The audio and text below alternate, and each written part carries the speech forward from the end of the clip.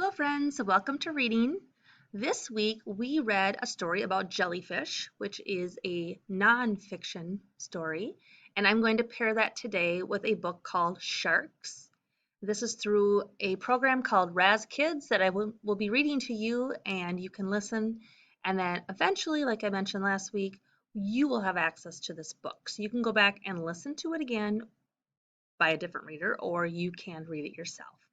But for today, you may listen and then we will go through the work in our packet. Sharks, written by Kira Freed, illustrated by Cindy Hill. Okay, now you notice here we have a table of contents. In nonfiction stories, we have tables of contents, and that tells us what we will find in the story, different from a storybook. So you will notice here the introduction starts on page 4. Then there's a description on page 7. Eating, how sharks eat, on page 10. Shark attacks, page 13. Shark hunting, page 14. And finally the glossary, which is like a little mini dictionary of words that you will find in this particular book, on page 16. So like we talked about, the neat thing about nonfiction stories is that we don't have to read them in order. So if you are curious about sharks and you pick a bunch of shark books out, for example, and you just want to know about maybe their babies, which isn't even on this that I can see. There's not even in this table of contents, but let's say you want to know about what they eat. You can go down and say eating. Okay, I want to know what sharks eat. I don't really care about all the other things right now, but I want to know about what they like to eat. So that's what's kind of neat about informational non-text stories. Moving forward, introduction. Sharks have lived in the ocean since before dinosaurs walked on Earth. Hundreds of kinds of sharks can be found all over the world. And you can see this is the title of the chapter, also like a heading, which is a non-fiction text feature. Sharks are fish, but their skeletons are made of cartilage instead of bones.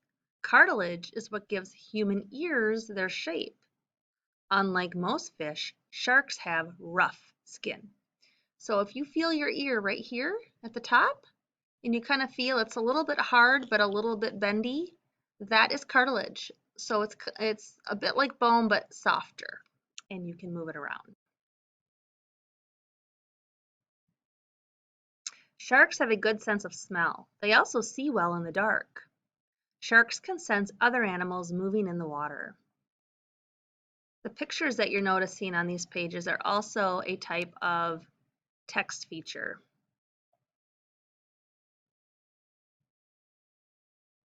Description. Sharks come in many sizes. Some sharks are only a few inches long. The huge whale shark is the largest fish in the world. Okay, now we have some illustrations here with labels. Another example of nonfiction text features. Here we have the whale shark, we have the great white shark, and then we have a cat shark, and then we have a person. So you can see in relation to a human being that this shark here is tiny, and this one's huge, and this one's pretty big as well compared to us. Okay, many sharks are dark on the top and light on the bottom. The shading makes it harder for other animals to see them. So they camouflage a bit. And then we have a little description up here. Shading helps sharks sneak up on other animals.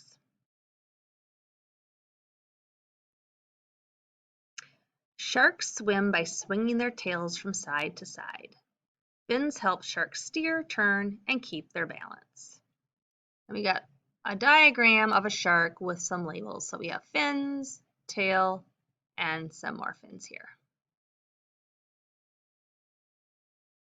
Eating. Most sharks have many rows of teeth. When one tooth breaks off, another one moves up to take its place.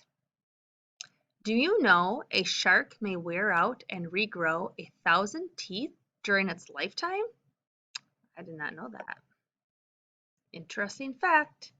Facts are another example of a text feature.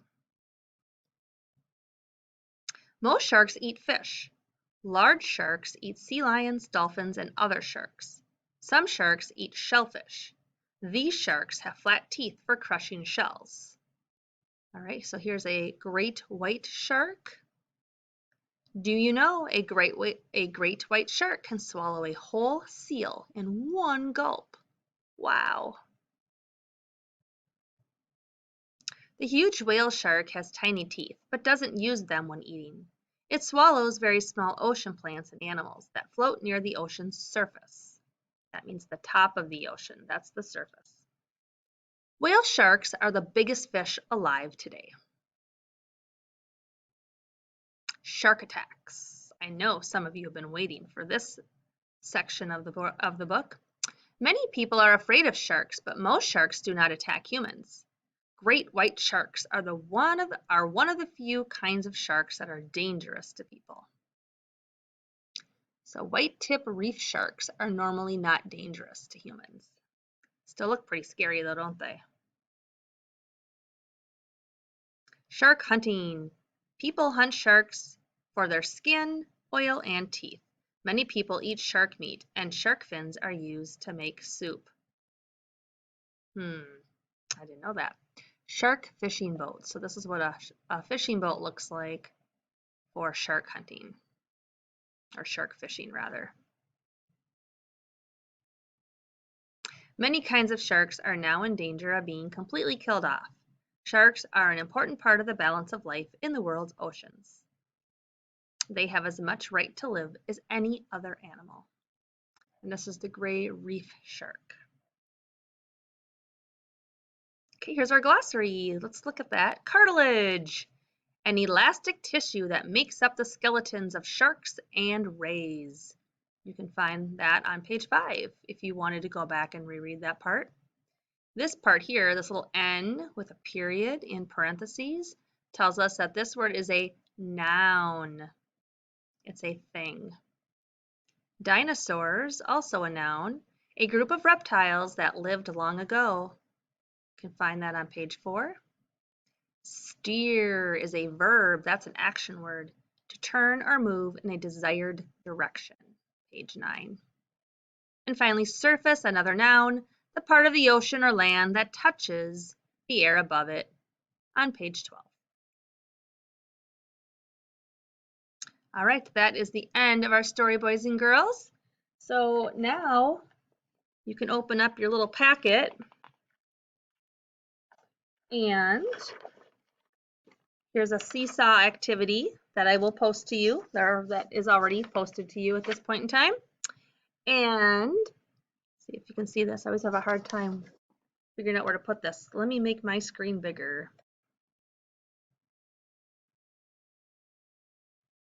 There we go. Okay, so we have facts on one side and opinions on the other. So we've been working on facts and opinions all week long, so you should be pretty familiar with this process. So this is a must-do. You can access this on Seesaw.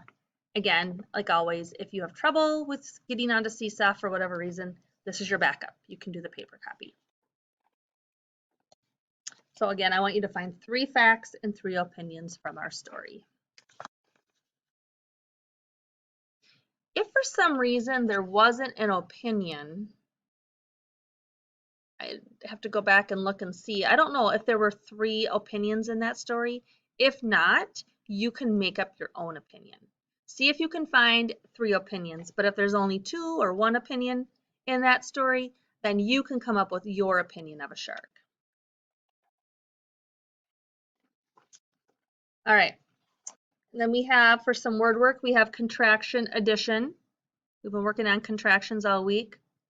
So we're going to put the 2 words together. For example, did and not. If you squish them together, you remove the O, put in an apostrophe, you have didn't. So do that for the rest of these words. That is also on Seesaw and a must do. Here's another must-do. You're going to read a little bit more about sharks in this paragraph, and then you're going to make a sentence here. Instructions. Read the above paragraph aloud with students. You'll read that on your own. Have students add periods to the sentences where appropriate. You get to practice some punctuation. Then ask students to write their own sentence about sharks using correct punctuation. You'll get to practice handwriting, you'll get to practice sentence writing, and you'll get to practice punctuation.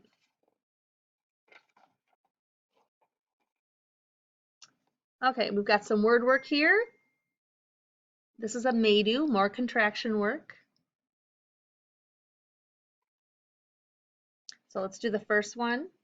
It says, where is the star for the top of the tree? So where is, they boxed it out because where is can be turned into a contraction word. Where is can be where's by squishing the words together, taking out the vowel S and replacing it with an apostrophe. Here's another may-do grammar.